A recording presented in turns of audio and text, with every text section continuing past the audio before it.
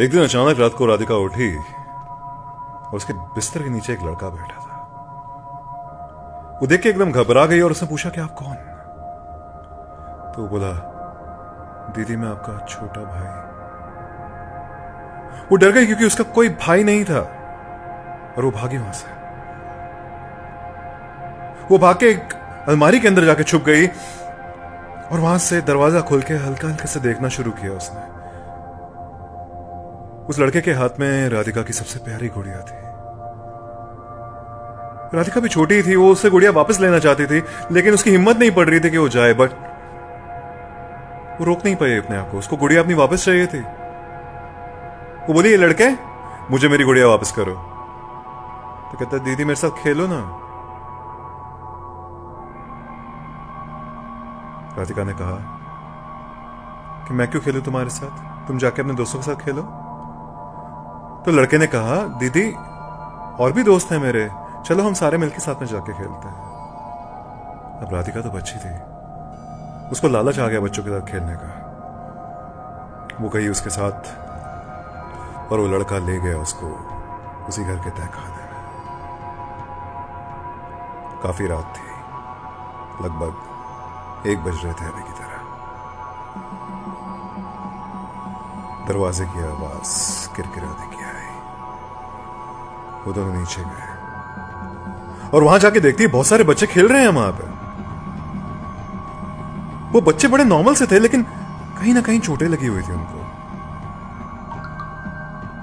और वो देख के राधिका को बहुत खुश हुए और हंसने लगे और कहते, आओ हमारे साथ खेलो। राधिका ऐसे ही हर रात उनके साथ खेलने लगी।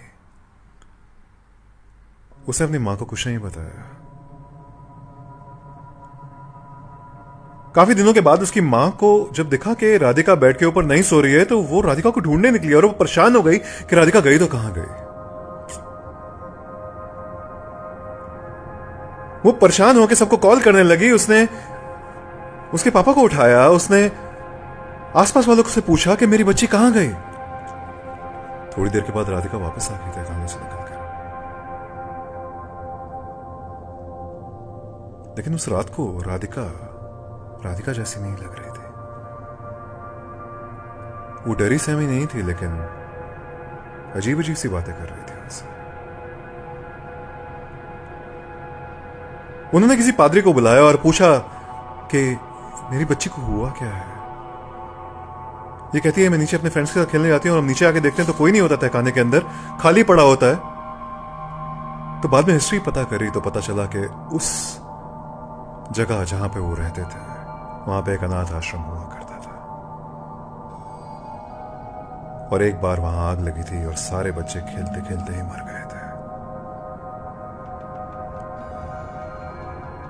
क्या वो सारे के सारे बच्चे आज भी वही हैं और आज भी राधिका के साथ खेल रहे हैं?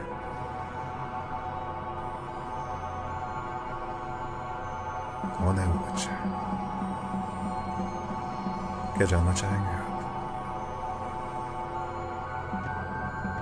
शायद नहीं।